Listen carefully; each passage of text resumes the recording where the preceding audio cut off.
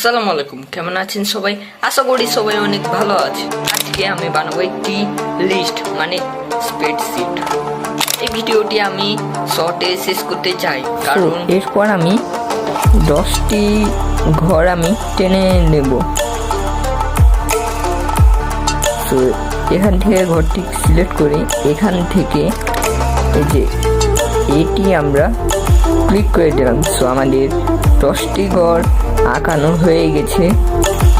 আঁকানোর পর আমরা উপরে লিখব নাম এবং পিস এবং সেম এই দুটাকে কালার করে নেব